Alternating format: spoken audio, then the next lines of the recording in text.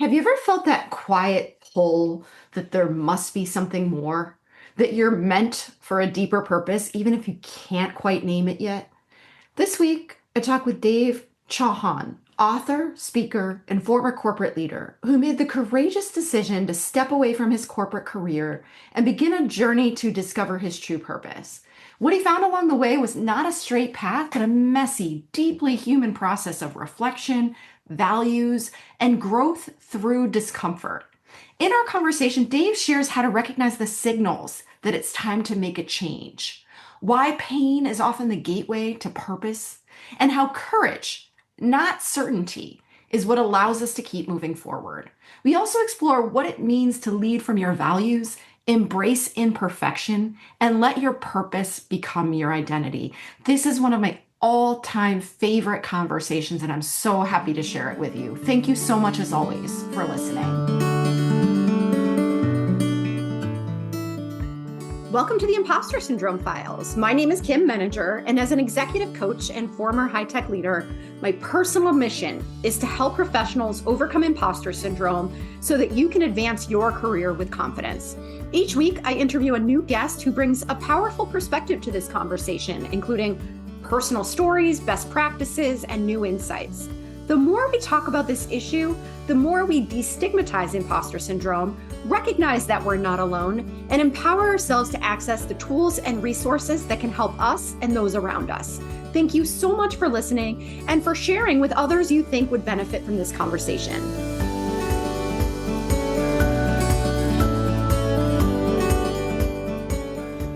Welcome, Dave. I have been looking forward to this conversation since our first conversation. I didn't know what to expect when you reached out and we had this great discussion, and I knew instantly that I wanted to bring our conversation to this community. So thank you so much for being here, and I'd love to invite you to share a little bit about yourself. Thank you, Kim, for having me. And yes, an equal excitement. I remember our first conversation and how deep it went. So yes, I am humbled and very excited to be sharing my story with your audience. About me, I am an everyday Joe who started his life in a corporate career, been about 17, 18 years, struggling, stumbling, trying to do your best, moving up the ranks as you do in life. And at some stage, I started questioning my own purpose. And that almost happened about a year ago when I decided to walk away from my corporate career. Now, there is a deep story there, and there are so many preludes to how it happened. But the key to that moment in my life was my own reflection, where I felt you get only one life. And I'm not talking about in spiritual sense. I'm talking about being human, what's innately who we are as living creatures, as humans we are, Homo sapiens we are. And connection with the purpose is the deepest desire that we all have. And I was really lacking it. So I started my own journey. And today I'm an author, I'm a speaker. I call myself an accidental author because book came out of this as an accident. The book's out there now. And yes, we have a consulting practice in Melbourne here in Australia. And as part of all that work, I feel finally I'm where I'm connected with my purpose. And I think you're absolutely right that it is something that so many of us are trying to figure out. I mean, I talk to people every day who say, I don't know what I want. I know it's not this, but I don't know what it is that I want. How did you know you were in a corporate career? You were probably chugging along, right? What were some of the signals that it was time to leave? Well, very well put. You use word signals, and I think that's the crux, that's the core part. But to be able to find those signals, there is a lot of work that you have to do on yourself. You can't see signals if you are not trained or capable of seeing those signals. Once that's the signal part is identifying those signals part, but then there is a second part. What are you going to do about it? What are you going to do with those signals? There are two elements in this equation. But before we talk about it, let's back up the track a little bit. I'm not the first one to talk about purpose and why. There have been visionary leaders who have spoken about it over and over again through the means of spirituality through the means of religion in some cases. But in the modern world, we can see the work that's been done by the likes of Viktor Frankl or Simon Sinek. Mhm. They talk about why and purpose so deeply. And when you reflect back on it, it's innately human and it's embedded in our DNA that we humans are species that are driven by purpose, for a purpose, with purpose. So once you start to realize that part, that's when you start looking at what we were talking about, looking at those signals and what you are going to do with those signals. So in my case, it happened about a year ago. I came back from my university after attending an event. I was in Illinois at University of Illinois Urbana-Champaign campus. I was almost at the verge of completing my MBA, and I came back home here in Australia, and I started thinking about why did I start my journey? Why did I enroll myself into MBA? Because until this moment, I was this hardcore believer that organized education is not for me. I am a person with growth mindset, but my way of learning was do, learn, go and get deep down in trenches and learn that way. So it took me further back, about 3 years ago from that moment, where I was invited for interviewing for the role of local food charity here in Australia. As part of that CEO campaign, there were 157 candidates, as I was told, and I'm the last candidate with the second candidate. We're sitting there, and I was told that the board is hung. And during that conversation, I was told that you have to really give them a reason because the other candidate comes with a really solid background, almost 35 years of experience coming from for purpose background. And here I am, a corporate bunch of nobody, 14 years experience, and thinking that, I'll get the job. So I got myself up to that point. But while I was preparing for that interview, one question that I couldn't come up as an answer for was that here in Australia, you have 3 months or 6 months probation period, which means, lemon law. If something wouldn't work from either parties, employee or employer, you can walk away. I couldn't come up with an answer in that conversation that give me 3 months. I'll show you what I can do. Otherwise, lemon law will walk away. I just couldn't come up with an answer because I felt this inkling in my heart, in my deep down in myself, that nobody will know that I failed on paper, or somebody will take care of what I did bad on paper. But what if an elderly sick person or an infant child struggles or almost dies because of my own inadequacies in that role? I just couldn't come up with an answer. So quickly pivoting from that conversation, I come back from that interview, and I was like, I need to start my own journey of starting and talking about why did I start? I need to learn and grow. So I quickly enrolled myself into the MBA program. So that was my first pivot. Mm. So fast forward back in that moment a year ago, I started questioning myself again. And in that conversation, as you do from a public Ivy League university when you complete your MBA, the conversation is usually about what next adventure, Wall Street company, or you go with work with big four consultants or whatnot. And I started questioning myself that, but that's not for me. That's not the reason why did I start. So in about a week's time, gathered up enough courage. Sari and I, my wife and I, we spoke about it, and her response was, Dave, if you need to discover what your purpose is, you need to start now. It's not going to get any easier from this point onwards. And as you do, you talk about all the usual golden shackles, talk about what will happen if you walk away from this. But that's when the reflections came back from the likes of Viktor Frankl and Simon Sinek's Mm. One Life. Think about it. You are going to get somewhere. Think about that morbid situation where you be dead and people will be talking about what do you want people to remember you by? What do you want people to remember you for? And my response was not this. Mm. So I knew not this, but even until that moment, I didn't know what else then. So here's the first point. So reflections are important. So I come back about a week later from this conversation. I was redundant. I walked away from my corporate career, and tears, hugs, cries, as you do, no pump and show. And I started reflecting back on my journey. So I started reflecting back on every moment that made me uneasy, every moment where I was with a client and I knew shady, unethical practices this client might have been doing, and I still said yes. Um, every conversation where I have been making hiring and firing decisions, and I did it because it didn't align with my values, because it made business sense. It made some KPI that I had to check, and I'll say, yes, I did that. So I started reflecting, and through the journey came what became the book. But book is not important, because through reflections, what you can start finding is finding is what are your values. And once you start discovering your values, then you can start putting every decision you make through that lens, through that save. And once it starts filtering through and percolating through on the other side, you can see the sense of what's your purpose.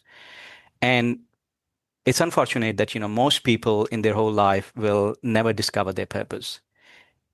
But the tricky thing with purpose is that you can only find your purpose when you're going through pain, when you're going through trouble.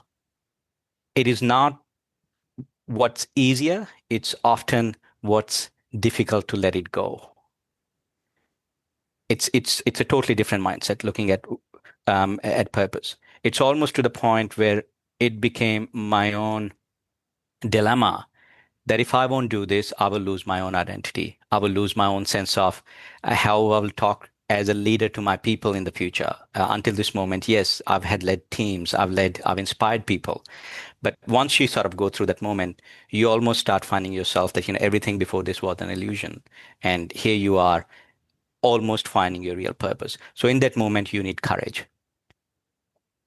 The other thing that I learned from this journey was you never need to chalk out the full map. You don't need to map out the entire ocean. You don't need to plan every action that you will need to get somewhere, because this somewhere is a hypothetical point.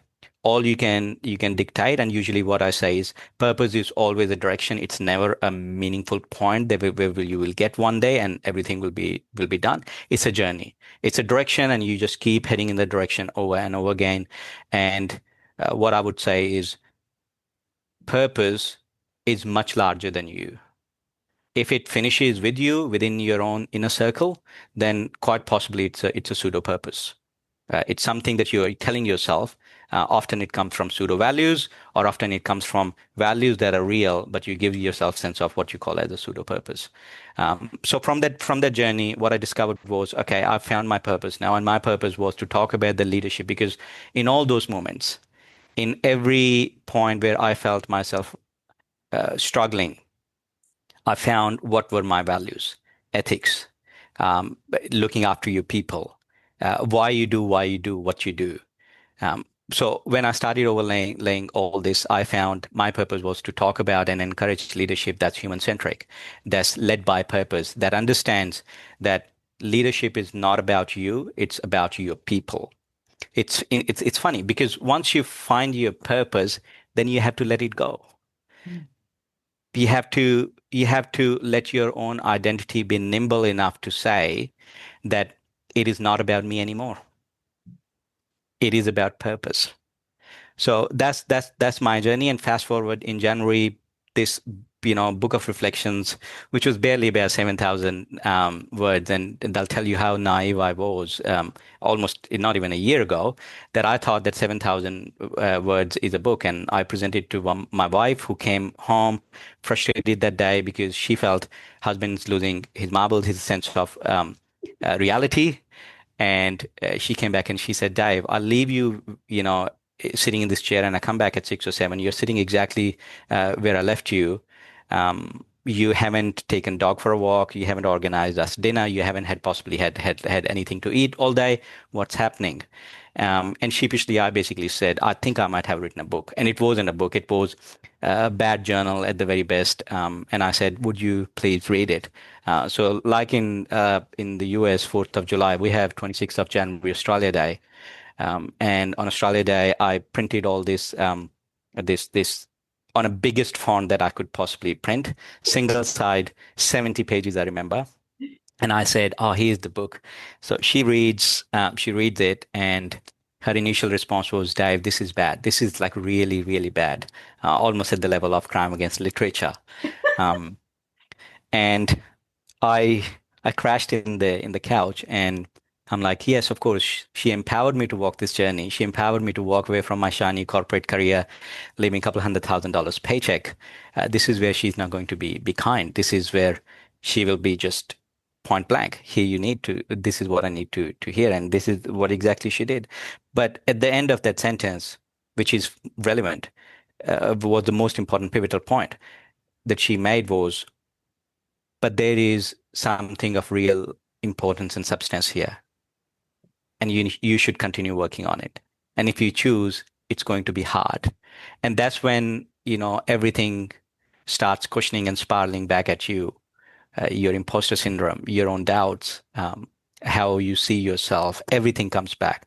And that's where the discovery of and connection with purpose becomes far more important, because you remind yourself that why did you start in the first place? It's not about you. So I I started crying, and I said, "Sorry, this is how far I thought I could take it. This is for the first time I have managed to articulate that what I have been wanting to say my whole life. What is the purpose of leadership? How I see leadership, how I have learned leadership, and how leadership should be and could be." Um, and she hugged me. We both started crying. We said, "Okay, let's do it." And we started doing, as you do, Google search. You started looking around. What does it mean to write a book? What constitutes having a book? And the first thing we discovered quickly that, 7,000 words is not a book. Um, yes, so that's my journey, and it still frighten me every day. It's still full of self doubts. There are days when I get up every morning thinking about what I'm going to do today, but all that becomes far more easier and simple if you know your why, if you know your purpose, because what is this just a means to then get to that purpose? Mm. Oh, you said so many amazing things. I'm trying to think of like which bite of the apple I want to start with, right? And Oh, I'm thinking about the the the pain. You mentioned the pain, right? And I think that is such an important point because as unfortunate as it is easier, quote unquote, to go through life without finding your purpose. It is easier, I think, to be more reactive, to, maybe, especially as it relates to work, to just kind of go through the motions. You come home and you go back to it the next day, etc. But the void we feel, right, in our lives when we do that is so persistent and over time I feel like it gets louder and louder and I think the thing that I've noticed in a lot of people that I've worked with or just being a student of society, right, is that there's this fear that if I figure out what my purpose is, I won't be able to unsee it. And I don't know that I'm ready yet to make that kind of a life decision. Right? yes, I know what you mean. Uh, to begin with, it's hard. Once your discovery of your own purpose is hard, but like you said, once you discover it, to unsee it and letting it go is really hard. For me, I published a book now, and then I started with the journey of, okay, I'm going to talk about this stuff, and I'm going to go and venture out. But when I look at myself, this is not my natural space. This is not something that I'm good at least right now. I know that part. I wasn't good at least a year ago. I was worse than what I am today. So once you discover your purpose, you will often find these gaps in your skill set, um, in perhaps finding means to live your life, and you will find these gaps that will connect you with your purpose. And that's the very first test of, is it a real purpose? Because if it is, you will work your back off, and you will get there no matter whatever it takes. And often I find, we can see anthropologically, there are reasons, and there are ways to look at it. For example, often in parents' life, kids are their purpose. Mm. So giving them a good life, you will find your way out of it, and you will get what your kids need. Again, anchored in values. That's the important part. So in the same very sense, when you find your purpose, and when you discover your purpose, and I call in my theory the theory of good enough plan. You will never have a perfect plan to get where you want, because like I said, purpose is this illusion of an island. It's a hope that you will get there, but basically it's a direction. So you will never get where you want. So if you don't know what your final destination is, how can you prepare? How many days of ration you need, how many days it's going to take you, what fuel you need, and what skills you will need, which means it's a discovery of a journey in itself. And once you start looking at purpose in that direction, it simply means all you have to look at it is what I'm going to do today, what I'm going to do for the next 1 week, and is it in line with my values and gets me one step closer to my purpose? And I think that's the important part. Every action, every decision that I'm going to make today, is it getting me one step closer? And I Mm. think that's the way of looking at this journey of purpose. You will never get ready. You will never be ready. Yeah, I think that's a really important point too, that there's never a moment when you feel ready because it's usually, like you said, it's big. It's at the same time that it can be really motivating, it can also be really daunting. And so I think there are a lot of ways in which our brains start trying to rationalize and start, putting up lots of reasons why this isn't the right time and right. And so I think what you're describing is really important, which is you're not looking for this gigantic leap to a particular destination. It's living your purpose intentionally in the small micro moments of our everyday lives. Absolutely. And there is a theory, I'm forgetting the author's name. The book's called Slight Edge. And in that book, it talks about that, he talks about that we have this notion that leadership or finding purpose is all about these giant pronouncements, this giant leap that you get there and you reveal your shining armor, and then you say, I've been here my whole life. But in reality, it has never been. When you go and that's what I do with my work. When you discover journey of leaders, when you reflect back on their own journey, and when you reflect back leaders who have done phenomenal work for the world, they have in by their work changed and inspired the world. When you look at their work, you will find it is full of stumbles and struggles. It is full of doubts. They were never ready for the journey, for the massive voyage, or for the massive milestone that they created and carved out by their own work. They have been shrouded by their own self-doubts their whole life. But yet, when we look back, and that's what modern world has done, that we glorify success, but we don't look back at every moment and every reflection, every pain that they had to go through. And pain, again, there are two ways of looking at it. One, pain is spiritual pain. Viktor Frankl talks about that suffering, that, not don't fall in love with your suffering. Give yourself a reason and purpose to suffer, so you know why you are suffering and you get to through that point. Um, but that's spiritual part, right? That's something that we can describe. It's a higher sense of purpose that we have learned through Maslow's law of hierarchy and all these different thinkers who have come before us.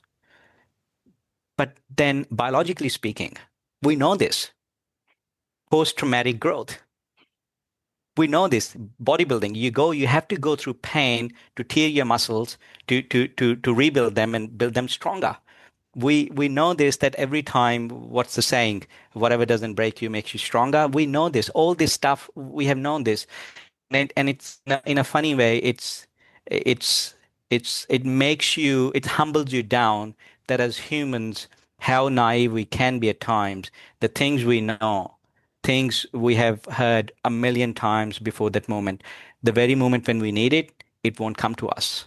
Mm. We have to hear it over and over again. because at times it becomes your own journey, and not as a competition against you, but as that vision that you have to be better than yesterday, a little bit better than what we're talking about earlier, one step closer to your own purpose. And I'm so glad that you're emphasizing the messiness of it because and this really, struck me when you were talking about other leaders having lots of doubt and having, stumbles and things like that because it's particularly relevant to the imposter syndrome, right? And the theme of many of these conversations is that we want growth, but we don't want it to be imperfect, right? It's like Yeah.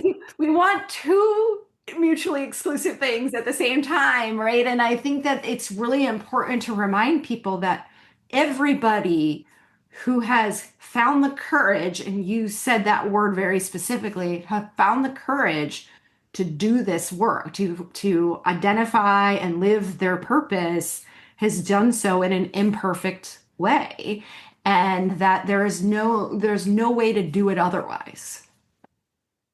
Absolutely. And again, I can reflect on my own story, but I can talk about the story the world knows very well. Winston Churchill. We know the speech he gave in the Parliament before uh, United Kingdom, before Britain decided that they will step up and they will fight against Nazi forces at the time.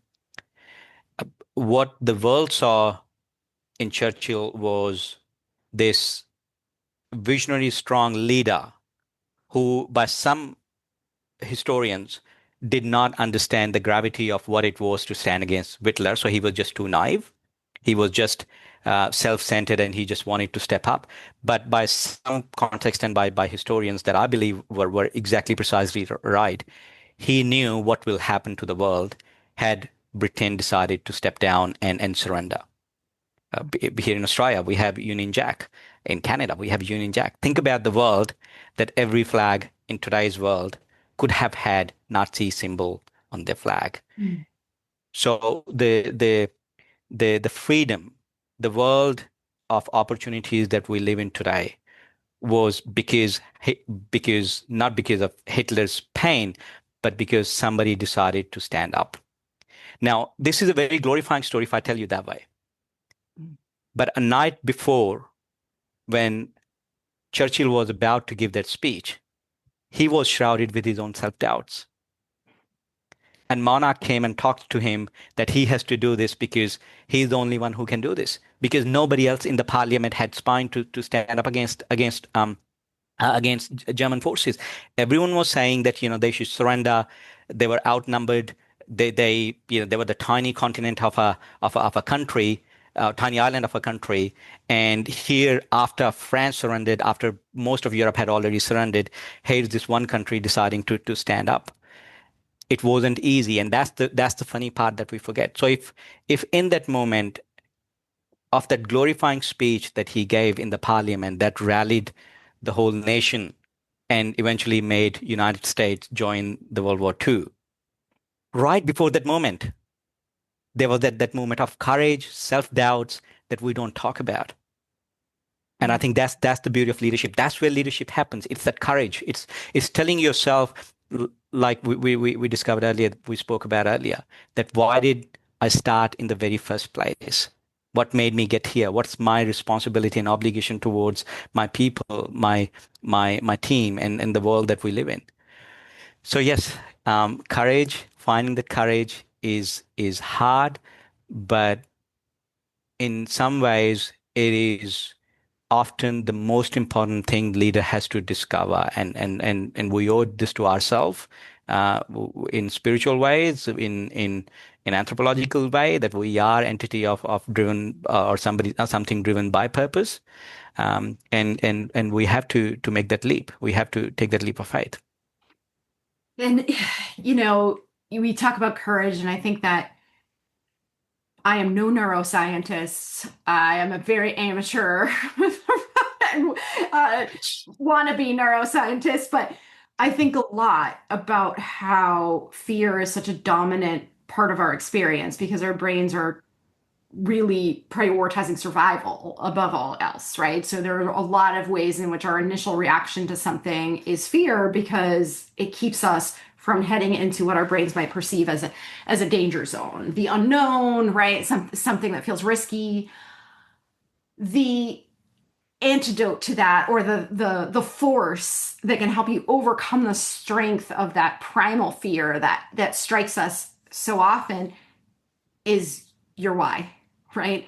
I always say Absolutely. to people, what is bigger and more important to you than the fear that you are feeling right now? And I think that that is such a big part of what you're saying is when you know your why, you can access that courage in a different way. If you have to do something on, your Churchill story is so inspiring. Most people aren't going to make a decision of that magnitude, but if you have to make a decision that you're unsure about and you don't know why you're doing it, right? That then you're not as likely to take the scary action, or to do the risky thing that's likely to lead to the better outcome, because there's not a lot there pushing you past the comfort zone or pushing you out of the comfort zone, right? Absolutely. A friend of mine spoke about this just a week ago, and her phrase was that growth always happens in discomfort.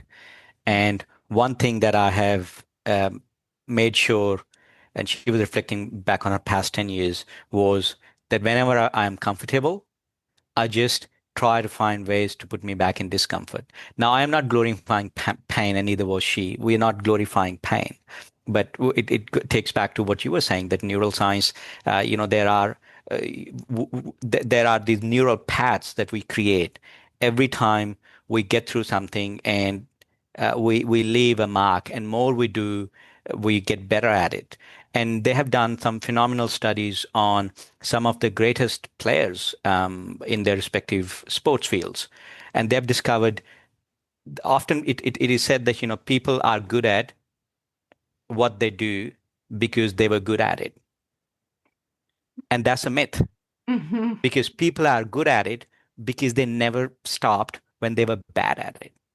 And we have seen this over and over again with the greatest sports player. When you see them playing, that there is that struggle, that trauma of doing it over and over again, failing over and over, and getting to a point where, like you said, that you have to question yourself, that what's your purpose, what's your why.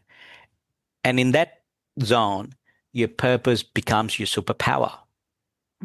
It becomes powerful than who you are, what your abilities are, and it just pushes you through. It gives you that reason that you have to keep going over and over again, because it becomes question of your identity. And that's where I see sometimes people have to talk about this, right? That what I'm doing is either my work or my identity. I am a doctor versus I am in the profession of saving lives by providing the medical service. I'm an engineer versus I am somebody who's building a world better place, and I'm innovating things and I'm producing things that will make people's life easier. So that whole connection between what I work, or what I do for work, versus my identity, purpose becomes your identity. And when something becomes your identity, you would never let it go. You would strive your every last ounce of your breath, your sweat, your effort to get where you want to be, because it becomes a matter of who you are or who you're not. So, when for people listening who are thinking about their own purpose and maybe haven't given themselves the space to even start the process or reflect on it, but maybe there's this feeling that this isn't quite right, is there a first step? Is there something that you think that everyone should start with to get on this journey? Absolutely. Let's look at it from two angles. One is when your circumstances put you in a situation where you find your purpose. And that happens sometimes through horrible journeys.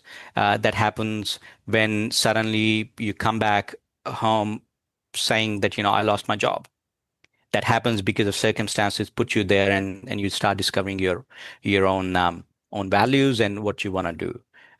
You put yourself in that situation of discomfort, not because of you, but because situation and world has put you in that situation. So in that case, the very first thing you have to do is to make sure that you are looking after things and people around you who will provide you your basic safety. And I'm talking about simple Maslow's principle, making sure that you've got food on your plate and shelter, protection, all that stuff, that basic stuff that we need to do. Because if we can't provide ourselves that basic safety, it's really hard, because then you get to a point you are cornered and you make decisions not because they are difficult to make, because they are the decision that you have to make right now. If you've got a cut and you're bleeding, you're not going to think about your purpose. You will make sure that you stop bleeding. In the same very sense, those life's priorities, you have to make sure that you have catered to, or you have a plan that you're looking after those things, people, everything that's really important. And in this case, you have to really validate everything that you put in that bracket. Not your fancy car, not your fancy house, the people who live in that house, the people who drive and make journeys in that car. So is car important? Is that house important? No, it's that stuff inside that house. So once you get to that point, then comes the point of finding your values. And there are multiple ways of finding your values, and this is where hard work comes into play, because you have to really cushion yourself every decision you make, and often you have to be ready and be prepared to step up and say, actually, I wouldn't have done that. I did it because I needed this stuff. I needed that promotion. I needed a little bit extra salary, paycheck. That client would have looked good on my resume, or that company would have good on my resume. So even though I knew that their values are not aligned with mine, I I said yes to the job, giving myself a fake illusion that yes, everyone who's saying about company and their bad ethical practice, they're wrong. But one person who said, "Nah, they're good." I decided to listen to that person, not because I knew that he was right, because I knew that I wanted to believe in that person instead of those thousand voices that were shouting and screaming at me. So that's where the hard work comes, where you have to start cushioning and understanding your values. There's a lot of work done by scholars, and for example, there are some beautiful models like VIA, and I'm not promoting any specific model. You can go and choose and find one of those models, and you just do a quick Google search, you'll be able to find those models. But the easy exercise that I often tell is that, or the exercise that anyone can do themselves is go back in your own life and start reflecting. Take back yourself in that every moment where you felt something powerful, where you felt that emotion, that need to do something. It can be happiness. It can be that rage that you felt. It can be the disappointment you felt that cushioned your place in the world in that situation, and feel that powerful emotion you felt. It can be, your child's birth. It can be the first time you bought yourself a car. Every time you go, find yourself what was that emotion. And once you discover that emotion, then pass it through the filter test, that whether it's a pseudo value or whether it's a real value. Again, there is so much work done in terms of what's a pseudo value and what's a real value. I simply say, if you put it in through a filter of, is it aligned with humanity? Is it aligned with people more than your circle of your love? If it's bigger than that, then generally it's a value. Don't and when you look at it, often people will say, but that's hard. And my response is that's the easiest way to look at it. If your work and the decision that you are going to make, if it was made public in absolute a clarity of what you went through to make that decision, if public will say, yep, that was the right decision, then generally it's a good value. So once you discover your values, then starts your journey of your purpose. And like we discovered, that purpose part is something that's innate, that's often so much bigger than you. In some ways, it could be this very big, hairy, audacious goal, BHAG, that you will never achieve. And in that sense, you know that you will never achieve this goal, but yet you're working towards that goal. And in the words of Dr. King, I have a dream. He had a dream. He knew, and during his life, the world never became anyone. Today, there are people who are suffering, but he had a dream which was far more bigger than him. And that's the innate quality of a leader, to define, to get towards that dream, that vision, that purpose, that they know that it's far more bigger than them, and it's almost unachievable, but yet you work towards it. And that's the power of values and purpose when sort of they come together. That is beautiful, Dave. Thank you so much. I could truly talk to you all day, but in the interest of time, I want to remind everybody that you wrote a book and this is your work. So for people who want to dive more deeply into what you're saying, what's the best way for them to stay connected to you, to buy your book? The book's available now. We literally released the book about a week ago. It's available on all your platforms, your Kindle, Kobos, and Amazon. The book's called Captain Set Sail by Dave Chauhan. It's Captain, comma, set sail, and there are so many stories, funny Google searches that'll appear when you do that. But it makes me laugh. Often it comes with children books and funny pirate stories, but that's the choice we made. Well, thank you so much for being here, for the work that you're doing, sharing your inspiring journey with us. I'm so grateful that you and I connected. I'm so grateful to share this conversation with the community, and I wish you all the best. Thank you for creating the space where we can talk about these important things that can make our world better. Thanks so much for listening to the Impostor Syndrome Files. If you would like to continue this conversation in a safe and trusted space, I would love for you to join my virtual discussion group every Thursday at 12 p.m. Eastern. For the past several years, the group has been limited to women, but it is now open, regardless of gender, to anyone who is interested in exploring and troubleshooting common workplace challenges, building better awareness of ourselves and others, and becoming more inclusive allies at work. Check out the show notes for more info on how to find us, and please join us next week for another episode of the Impostor Syndrome Files.